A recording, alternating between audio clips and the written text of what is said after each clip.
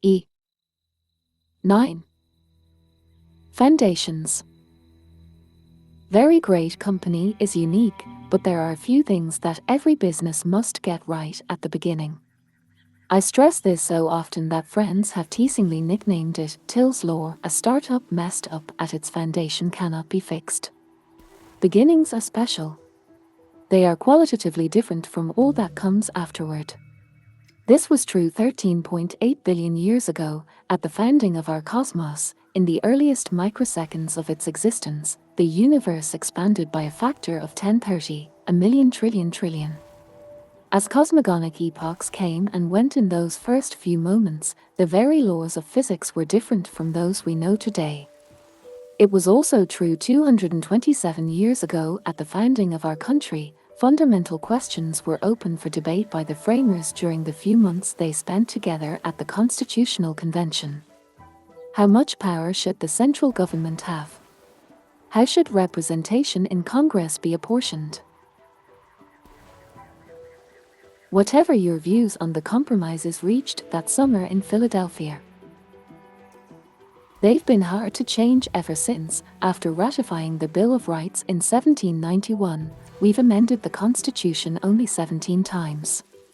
Today, California has the same representation in the Senate as Alaska, even though it has more than 50 times as many people. Maybe that's a feature, not a bug. But we're probably stuck with it as long as the United States exists. Another constitutional convention is unlikely. Today we debate only smaller questions. Companies are like countries in this way. Bad decisions made early on, if you choose the wrong partners or hire the wrong people, for example, are very hard to correct after they are made. It may take a crisis on the order of bankruptcy before anybody will even try to correct them. As a founder, your first job is to get the first things right, because you cannot build a great company on a flawed foundation. Founding matrimony. When you start something, the first and most crucial decision you make is whom to start it with. Choosing a co-founder is like getting married, and founder conflict is just as ugly as divorce. Optimism abounds at the start of every relationship. It's unromantic to think soberly about what could go wrong, so people don't. But if the founders develop irreconcilable differences, the company becomes the victim. In 1999, Luke Nosek was one of my co-founders at PayPal, and I still work with him today at Founders Fund.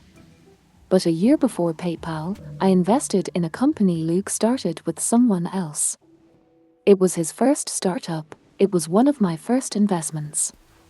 Neither of us realized it then, but the venture was doomed to fail from the beginning because Luke and his co-founder were a terrible match. Luke is a brilliant and eccentric thinker. His co-founder was an MBA type who didn't want to miss out on the 90s gold rush.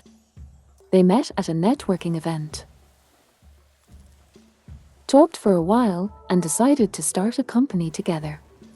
That's no better than marrying the first person you meet at the slot machines in Vegas. You might hit the jackpot, but it probably won't work.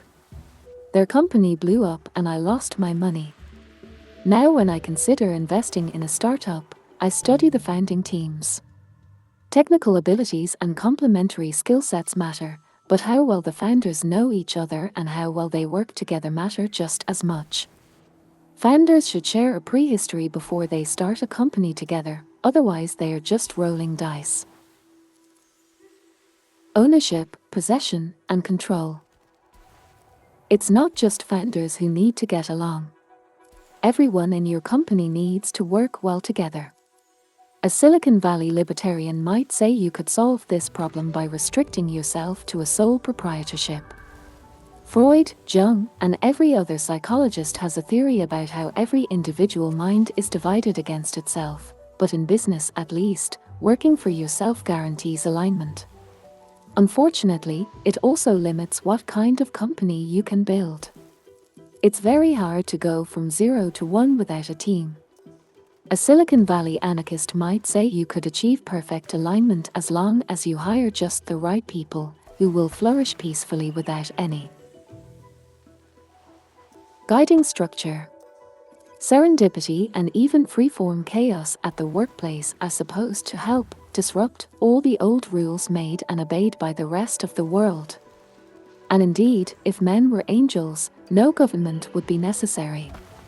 But anarchic companies miss what James Madison saw: men and angels. That's why executives who manage companies and directors who govern them have separate roles to play. It's also why founders' and investors' claims on a company are formally defined. You need good people who get along, but you also need a structure to help keep everyone aligned for the long term. To anticipate likely sources of misalignment in any company, it's useful to distinguish between three concepts. Ownership, who legally owns a company's equity. Possession, who actually runs the company on a day-to-day basis. Control, who formally governs the company's affairs. A typical startup allocates ownership among founders, employees, and investors. The managers and employees who operate the company enjoy possession. And a board of directors, usually comprising founders and investors, exercises control. In theory, this division works smoothly. Financial upside from part ownership attracts and rewards investors and workers.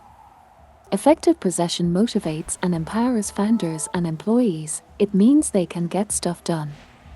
Oversight from the board places managers' plans in a broader perspective. In practice, distributing these functions among different people makes sense, but it also multiplies opportunities for misalignment.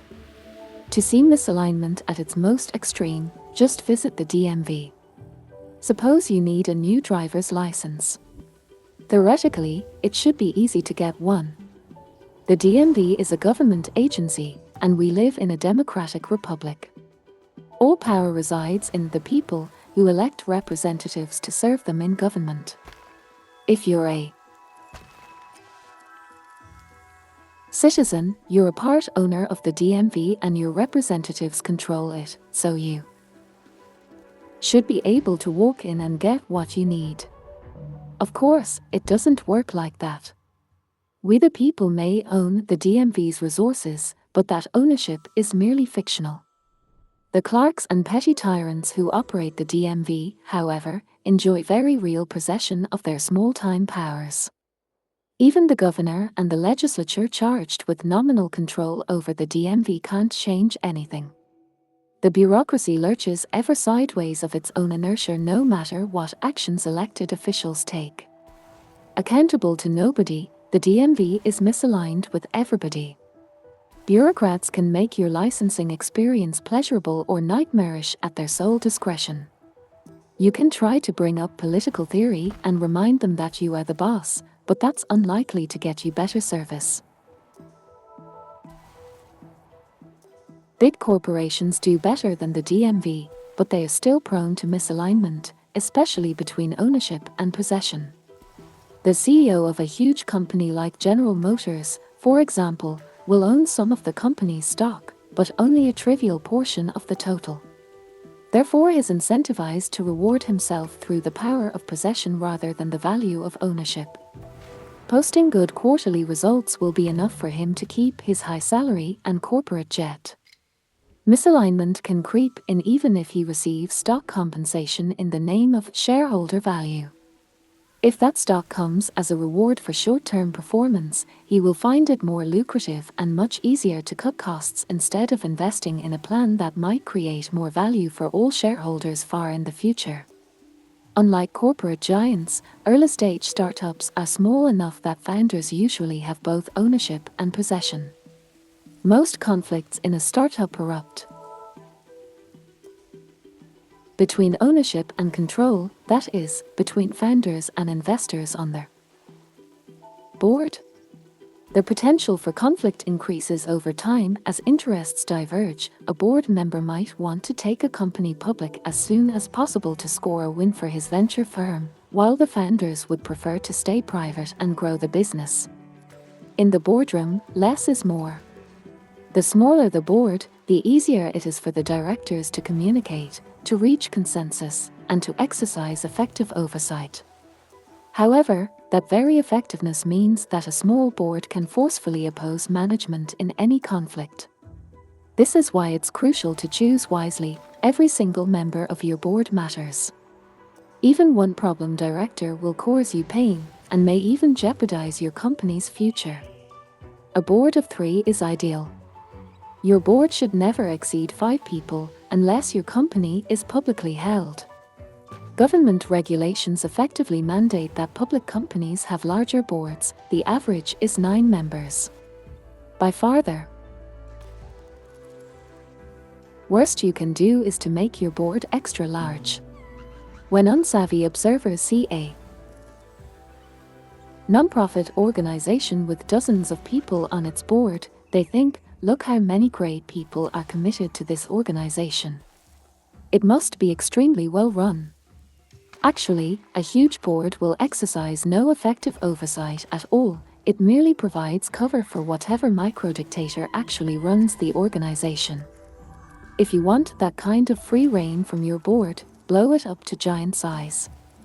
If you want an effective board, keep it small. On the bus or off the bus? As a general rule, everyone you involve with your company should be involved full-time. Sometimes you'll have to break this rule. It usually makes sense to hire outside lawyers and accountants, for example. However, anyone who doesn't own stock options or draw a regular salary from your company is fundamentally misaligned. At the margin, they'll be biased to claim value in the near term, not help you create more in the future. That's why hiring consultants doesn't work. Part-time employees don't work. Even working remotely should be avoided because misalignment can creep in whenever colleagues aren't together full-time, in the same place, every day. If you're deciding whether to bring someone on board, the decision is binary. Ken Kesey was right, you're either on the bus or off the bus. Cash is not king. For people to be fully committed, they should be properly compensated. Whenever an entrepreneur asks me to invest in his company, I ask him how much he intends to pay himself. A company does better the less it pays the CEO. That's one of the single clearest patterns I've noticed from investing in hundreds of startups. In no case should a CEO of an early-stage, venture-backed startup receive more than $150,000 per year in salary. It doesn't matter if he got used to making much more than that at Google or if he has a large mortgage and hefty private school tuition bills. If a CEO collects $300,000 per year, he risks becoming more like a politician than a founder. High pay incentivizes him to defend the status quo along with his salary, not to work with everyone else to surface problems and fix them aggressively. A cash-poor executive, by contrast, will focus on increasing the value of the company as a whole. Low CEO pay also sets the standard for everyone else. Aaron Levy, the CEO of Box, was always careful to pay himself less than everyone else in the company. 4 years after he started Box, he was still living 2 blocks away from HQ in a 1-bedroom apartment with no furniture except a mattress. Every employee noticed his obvious commitment to the company's mission and emulated it. If a CEO doesn't set an example by taking the lowest salary in the company, he can do the same thing by drawing the highest salary. So long as that figure is still modest, it sets an effective ceiling on cash compensation. Cash is attractive. It offers pure optionality. Once you get your paycheck, you can do anything you want with it. However, high cash compensation teaches workers to claim value from the company as it already exists instead of investing their time to create new value in the future. A cash bonus is slightly better than a cash salary, at least it's contingent on a job well done. But even so-called incentive pay encourages short-term thinking and value grabbing. Any kind of cash is more about the present than the future. Vested interests. Startups don't need to pay high salaries because they can offer something better, part ownership of the company itself. Equity is the one form of compensation that can effectively orient people toward creating value in the future. However, for equity to create commitment rather than conflict, you must allocate it very carefully. Giving everyone equal shares is usually a mistake. Every individual has different talents and responsibilities, as well as different opportunity costs, so equal amounts will seem arbitrary and unfair from the start. On the other hand, granting different amounts upfront is just as sure to seem unfair. Resentment at this stage can kill a company, but there's no ownership formula to perfectly avoid it. This problem becomes even more acute over time as more people join the company. Early employees usually get the most equity because they take more risk, but some later employees might be even more crucial to a venture's success. A secretary who joined eBay in 1996 might have made 200 times more than her industry veteran boss who joined in 1999. The graffiti artist who painted Facebook's office walls in 2005 got stock that turned out to be worth $200 million, while a talented engineer who joined in 2010 might have made only $2 million. Since it's impossible to achieve perfect fairness when distributing ownership, founders would do well to keep the details secret. Sending out a company-wide email that lists everyone's ownership stake would be like dropping a nuclear bomb on your office. Most people don't want equity at all. At PayPal, we once hired a consultant who promised to help us negotiate lucrative business development deals. The only thing he ever successfully negotiated was a $5,000 daily cash salary. He refused to accept stock options as payment. Stories of startup chefs becoming millionaires notwithstanding, people often find equity unattractive. It's not liquid like cash. It's tied to one specific company. And if that company doesn't succeed, it's worthless. Equity is a powerful tool precisely because of these limitations. Anyone who prefers owning a part of your company to being paid in cash reveals a preference for the long term and a commitment to increasing your company's value in the future. Equity can't create perfect incentives, but it's the best way for a founder to keep everyone in the company broadly aligned. Extending the founding. Bob Dylan has said that he who is not busy being born is busy dying. If he's right, being born doesn't happen at just one moment, you might even continue to do it somehow, poetically at least. The founding moment of a company, however, really does happen just once. Only at the very start do you have the opportunity to set the rules that will align people toward the creation of value in the future. The most valuable kind of company maintains an openness to invention that is most characteristic of beginnings. This leads to a second, less obvious understanding of the founding. It lasts as long as a company is creating new things, and it ends when creation stops. If you get the founding moment right, you can do more than create a valuable company. You can steer its distant future toward the creation of new things instead of the stewardship of inherited success. You might even extend its founding indefinitely.